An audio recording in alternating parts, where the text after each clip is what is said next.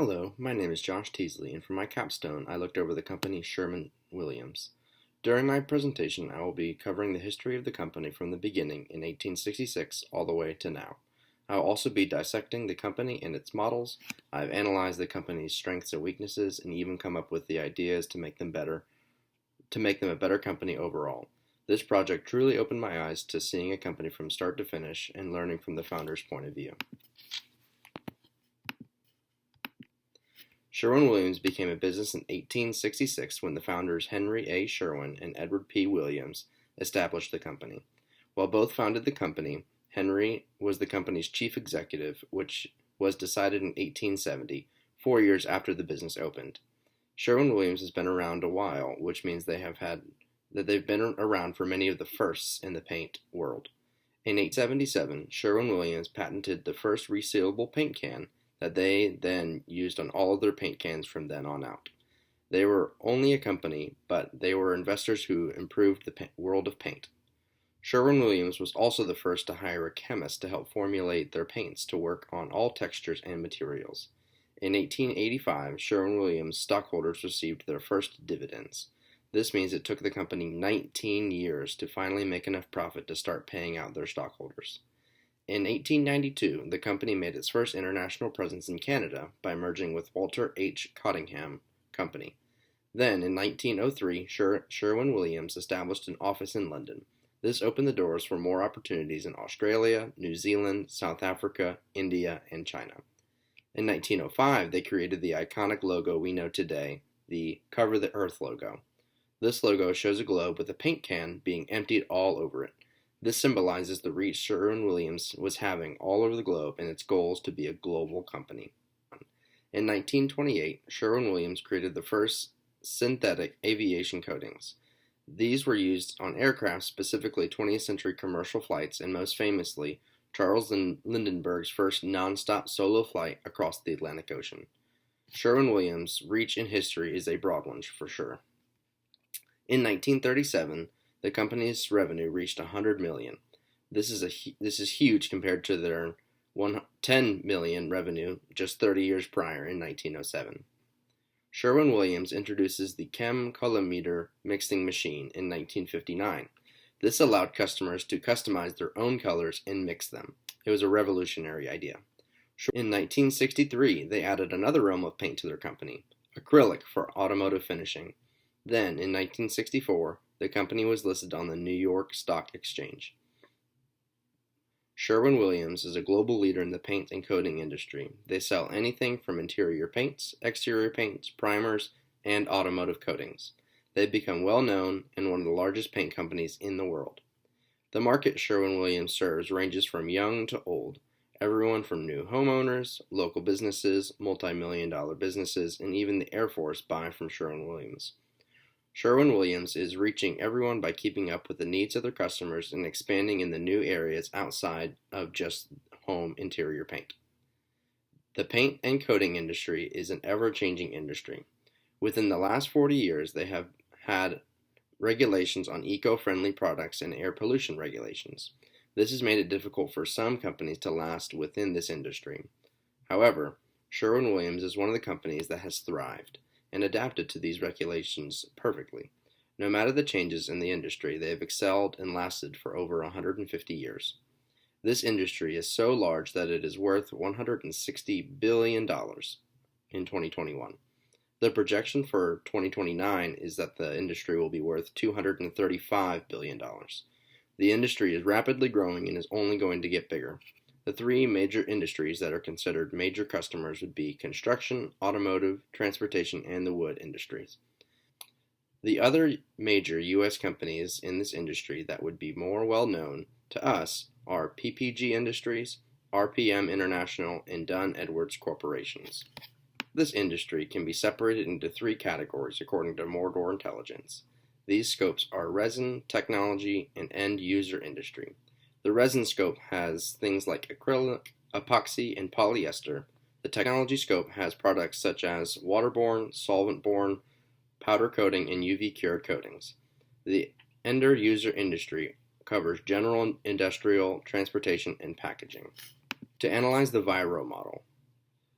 The VIRO model stands for valuable, rare, imitable, and organization. When we look at Sherwin-Williams, we see value is placed in their employees, external opportunities, and their patents. They put such value on their employees that their business is their people and they support their people. Valuing external opportunities is decreasing the threat of outside opportunities due to the relationship that has been built between them. This is a trust and value that is built by good services and a great product. Their patents have guaranteed them business and revenue. This is why it is important to not just have a product, but to invent and be the change in competition within your industry. The rareness of this company is due to its investors. This company is backed by some of the biggest investors in the world. That is why they've been on the top of the paint and coating business in the world for over 150 years. The imitable part of Sherwin-Williams is that it would be hard to imitate given the money and time put into creating the company and its products. Like we said earlier, the company hired a chemist to make their products, one that their contenders would have to compete with. This secures them in their field and their products. The organization is due to the investors and where they are placing and spending their money. They are making good use of their opportunities and combating threats with the resources being poured into them from their investors. This strategy is what is helping them stay on top. Something they may not be using to the full capability is their patents. This is due to them not selling patented products before patents expire. For a fun money fact, Sherwin-Williams is the leading brand in paints and primers globally. In the last year, their sales growth, according to the Wall Street Journal Markets, was 8.62% at $19,945,000,000.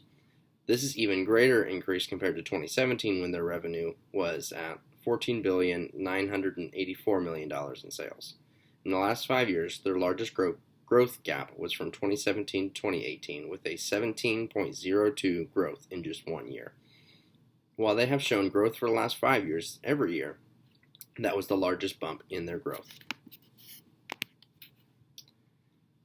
To explain the charts listed, we have some financial ratios for the last 3 years of Sherwin. One of Sherwin-Williams' liquidity ratios evaluated was its current ratio. Their ability to finalize accounts payable and other liabilities has taken a slow decline in the last 3 years. In 2019, the ratio was 1.02, but in 2021, the current ratio was 0.88. This trend is not good. This slow trend plays directly into the leverage ratio of the company. The debt-to-equity ratio has taken a steep climb into some concerning numbers. In 2019, the debt-to-equity ratio was 2.53, but in 2021, it dramatically increased to 4.72.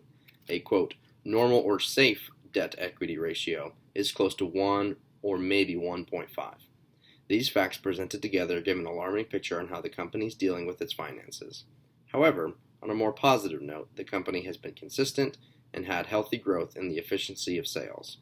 The day sales and inventory ratio has seen a steady decline in the number of days between sales of the products. In 2019, the ratio was 69.92, but in 2021, it has decreased to 61.66.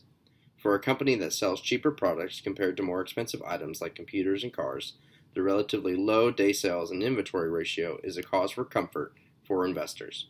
When measuring the company's profitability, the return on equity is seeing solid growth. In 2019, the return on equity was 0.37, and in 2021 it is now 0.76. And lastly, the market value of Sherwin-Williams is back on the rise after the 2020 dramatic drop, as most companies saw during the pandemic. In 2018, the price-earnings ratio was $35.56. In 2020, it was $30.97, and in 2021, it has risen again to $38.04. In summary, Sherwin-Williams has made some decent steps in sales, inventory turnover, and market value, but the biggest concern for the company is the large sum of debt accrued in the last 2 years. If Sherwin-Williams is unable to appropriately deal and reduce the sum of debt, the company will struggle financially. Moving on to the pestle analysis, Sherwin-Williams' political hold on their business, such as the antitrust laws and special laws for employees. The laws for employees are mandatory benefits and wages. Currently, in the political climate we are in, the minimum wage is still at $7. However, most companies are having to hire at a much higher dollar amount, as $7.25 is nowhere close to competitive. In recent years, companies are struggling to compensate for inflation and rising interest rates. This means that the production costs will be higher to pay their employees. Luckily for Sherwin-Williams, we haven't seen this affect them too badly. Their ratios are pretty steady with the crazy economic climate. In the social category, Sherwin-Williams is probably the least affected in this area. The way this affects them is through trends in leisure interests. If we think back to the beginning of the pandemic, people were in their homes all of the time. Sherwin-Williams probably benefited from this because people were interested in refreshing their spaces. This is an example of how society has positively influenced and helped Sherwin-Williams. In the social category, it could also negatively affect the culture. Sometimes, different cultures value different things, like materialism in the United States. However, in Hong Kong, they much more value minimalism, and that greatly affects how products are bought and sold. Moving into the technology category, Sherwin-Williams has been doing very well at advancing and developing. The thing that they have to think through when they are developing these new technologies is the cost-benefit analysis. When they come up with a new technique or even more green products you have to weigh the pros and cons. This is where technology and society meet in the middle. You have to know your audience to then meet their needs, to then sell the product quota to meet your sales. Environmentally, Sherwin-Williams is affected by trying to make a more green product to meet society's need for green product production. The perspective on green products has become much more common and preferred in some cases. By knowing this of your audience, they can take a more detailed look into the environmentally friendly to reach more people and to connect with a group of green, cautioned people. Legal is one of the categories that is most used with Sherwin-Williams, given that they have invented many new ways to process paint and paint formulas. They have a total of 400 patents, including 49 non-BPA patents. With each patent comes a whole lineup of legal actions if another company tries to steal its ideas. I think this is one of the bigger issues they deal with daily, since they have had so many and they are the leaders in the paint companies. They also have to worry about health and safety laws. This is even more important for Sherwin-Williams because their products are in the home. They have to make sure that they aren't mixing toxic products that then harm the customer lead-based paints that are used inside the home. Sherwin-Williams no longer carries paint with lead due to this fact. Caring about the customer of the product lowers the lawsuits and keeps them out of legal trouble. In the SWOT analysis, it is a great way to evaluate a company with a quick and concise table. The SWOT analysis covers strengths, weaknesses, opportunities, and threats.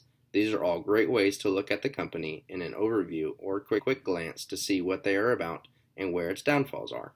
In the table below, I have displayed what the analysis looks like. Sherwin-Williams has many strengths that make their company the leading company in the paint world. One of those is a variety of products. They make paint for things from the interior to the exterior and even automotive. This allows the company to reach a broad audience. They also sell a variety of products that are the eco-friendly and technologically advanced products. Sherwin-Williams is in over 120 companies, and within that, they are in Europe, Asia, and North America, and South America. This helps their global reach, which I consider to be a large strength, given that not many companies are as global in this field. Sherwin-Williams has also put a great deal of time and effort into building its relationships with its dealers and sponsors. They have invested and proven their products to be the best of the best where their dealers know that they are selling the best product. They have also provided training for employees to sell and promote their products. This allows the product to be sold and explained correctly. The customer is given the correct advice on which formula to get and how it all works. Due to this investment from the company, their products Their product is growing and hitting the top of the charts. They are also trying to make sustainable swaps when it comes to how they produce their products and how the products are made. According to Sherwin-Williams, the top ways that they have become more eco-friendly is by, quote, implementing recycling programs at offices, stores, and distribution centers, installing energy-efficient systems at all the new plants, and pioneering the use of renewable or sustainable raw materials in some formulas. Their new raw materials line is becoming very popular among the population as the customers are becoming more aware of the impact on the earth. They are making great strides to stay up with the society in which they are selling these products. The second area is the weaknesses. Sherwin-Williams has many weaknesses, one being breaching into developing countries. I think this could be a result of a weakness in their business model. According to Cleverism, Sherwin-Williams has a mass market business model with no significant differentiation between customer segments. This is a poor business model if you are looking to reach everyone from the lower class to multi-million-dollar companies. By not offering a differentiated product for a range of customers due to the affordability for all types of customers, the company loses the ability to reach the lower end of society. Also, not all people have homes or the utilities to paint. This is considered a luxury to them, but there is also a view that everyone will want to paint to make sure that their space looks pleasant. Another weakness is that they are considered a trend-based company. Paint is a trend in the home decor. Trends go in and out. Wallpaper was making a comeback a couple of years ago, and that was probably a slower season for the paint industry. Now people still pair paint with wallpaper. Another way to look at this weakness is that they have to keep up with the trends in what colors are popular and what colors are going out of style. They have to keep up with certain trends. This can be taxing, especially for a small business with limited resources and staff. But fortunately for Sherwin-Williams, while it is still a problem, they have been able to solve, and they do have the bandwidth and the resources to meet this current trend. By small purchasing as a weakness, I mean they lack the power to control their prices because they are under strict parameters due to the duopoly. Duopoly means that there are two powerhouse companies that run the market for the rest of the industry, and their prices set the bar for other companies in this industry. For example, in the soft drink realm of things, Pepsi and Coke are the leading brands that control the pricing in what is acceptable. They set the acceptable price for that product. Of course, there are some that are higher and lower, but that could be due to the quality or the specialty of drink. When it comes to the painting industry, according to LinkedIn, Asian Paint is a market leader in the decorative segment due to the mass customization offered by them, and Neuralac is the market leader in the industrial segment due to their superior technology offered by them by the parent company, Kansai. Sherwin-Williams happens to fall in between these two powerhouses. That means to be competitive, they have to stay within these price ranges that the other two companies have set. Sherwin-Williams is bringing many opportunities to the world of paint. Eco-friendly has been their new powerhouse project. They are doing so much to make their company stand out in this area. From warehouses creating products running off of sustainable energy, they have also started formulating a paint line made from raw materials. This is a great investment for Sherwin-Williams given the societal shift that is happening. We are seeing a lot of adults turning back to sustainable living. They have opened up their online access and are allowing paint orders to help with choosing a color through a color expert. This is a whole new outlet that Sherwin-Williams is taking advantage of, and that they are paving the way for a new technology to be a daily helper tool in the company. It is also creating jobs within the company for new hires and expansion. Another opportunity I would like to touch on was the technological advancement of Sherwin-Williams. Out of the majority of paints offered in North America, they are by far the most advanced in the region. They are creating opportunities for themselves by hiring advanced thinkers and allowing their ideas to be poured into the company. These are some valid threats due to every company you look at. Sherwin-Williams' threat could be a lack of quality in their items due to mass production, or it could be a tough competition. This competition may be the reason they aren't expanding to developing nations. Their biggest competitor in the world is Asia. They control a lot within our society, and it's no different for Sherwin-Williams. For Sherwin-Williams, there are threats, yes, but I would argue they aren't big enough for the company to be too concerned enough to change its entire business model. They are advanced where they need to be and have opportunities to do more. When looking into the Porter 5 analysis for Sherwin-Williams, I noticed a lot of threats and ways to work with your buyers. The first area we need to look into is the threats of new entrants. This is talking about bringing specialty materials and high-quality products while keeping things affordable for their children. This is a challenge that all companies face when trying to keep their edge in the fast-paced market. A way that they can accomplish this is to come up with new products to add to their lines. This will bring new customers, but also keep old customers interested in their company and using their products. Creating new technology and products discourages other businesses from joining in the industry and becoming a competitor. They will say that it's too competitive of a market and invest elsewhere. The bargaining power of Sherwin-Williams is an issue because the sellers of the raw materials can sell for more, which means that the company's margin for profit is smaller, which means they can either increase the prices or lose sales and commission. This can be a dangerous game for the companies involved. A way that they can push back is to have multiple suppliers to balance between if the material cost is too high for one supplier rather than the other. Another way that they can help in this is by learning or creating different formulas for their products in case the raw materials are unavailable or too expensive for the cost ratios. The bargaining power of the buyer is very strong for businesses given if there aren't consumers, they aren't making money. A way to balance this structure of the customer looking for quality at minimum price would be to widen the customer pool. Offer your product to a large variety of people and create new products for customers to be interested in. By doing this, it takes the power away from the customer because they have now given themselves a margin for sales by creating and widening their customer base. Another threat is by substituting products. This is a concept where other companies are offering similar things. With this being the case, you have to think of the ways your company is to stand out. Sherwin-Williams stands out by being service-oriented instead of product-oriented. We see this in the way they train their employees and also in how they create their products. They are aware of their impact on the planet through the production of products that they are standing out due to the efforts to be more eco-friendly.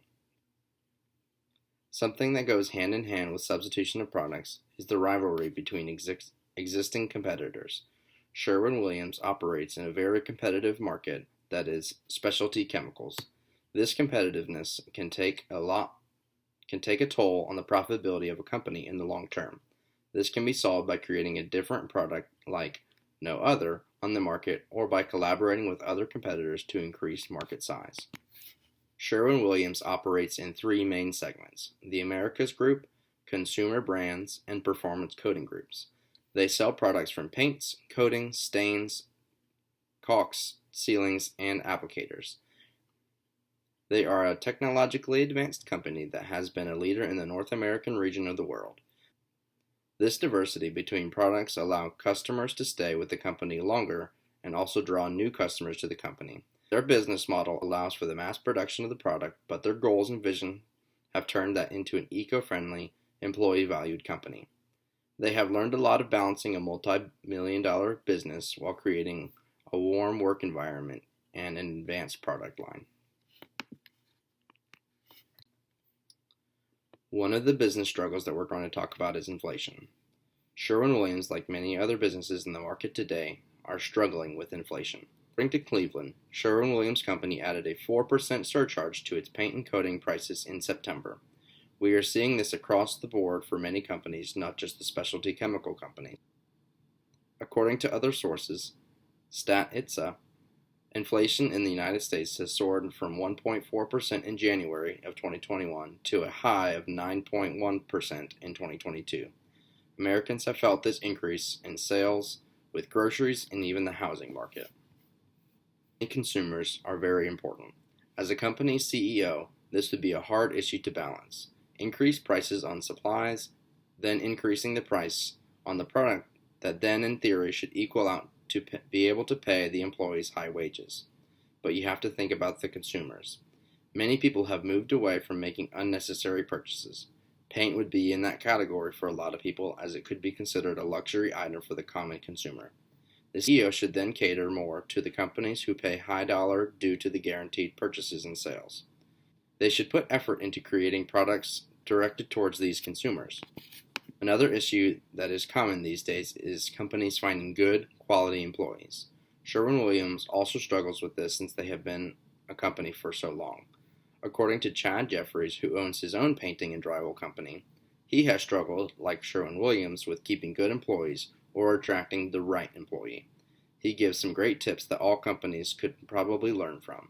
He explains that hiring and offering benefits shows that the employer is investing in them. He also says offering training to those who have potential shows a great value in the employee from the leadership point of view. He says, hire off of attitude, not skill. I have guys who I have hired because they were a painter, and they are falling behind the people who have hired because they have the right attitude. Many companies gloss over this importance of creating that relationship with their employees, and their employee retention is so low. The ones that keep their employees put in the work to better them and also know them personally. Last issues I want to talk about is developing an eco-friendly line. This could be a great idea for Sherwin-Williams, but it could also be a hard line to keep up with. According to Sherwin-Williams, their green paint means making the environmentally conscious decision to use a water-based, low or no VOC formula. VOCs, also known as volatile organic compounds, are petroleum-based solvents that are present in most conventional paints. This is a great idea for Sherwin-Williams, but this could also be a luxury that people aren't willing to pay the extra dollar for. There is definitely a place for this product in homes where people with allergies and asthma are concerned, but with what they are putting into their homes. This product can be considered a niche product for people with these health issues. Another consumer that would also enjoy this product line would be someone who cares for the plants and does not want the extra pollution chemicals in their homes. This is a trend we are seeing in culture. People are caring more about health and what they are putting into their homes. The risk is that this is just a trend, and it could lead to this product becoming a fad now, but moving out of style when the times change. As the CEO of the company, this issue could be resolved with keeping options open and allowing room for new ideas when trends change. Changing with the trends can be beneficial if the company has the bandwidth and the money to do so. The CEO would need to put this into their budget to allow the company to benefit from that instead of getting stuck on one idea that may come to an end. I truly enjoyed learning about this company and seeing how they have become a superpower in the world of paint. To study their business models and analyze their company has made me to think about business in a whole new way. It is really all about the relationships, good investments, and keeping your mind open to ideas. Thank you.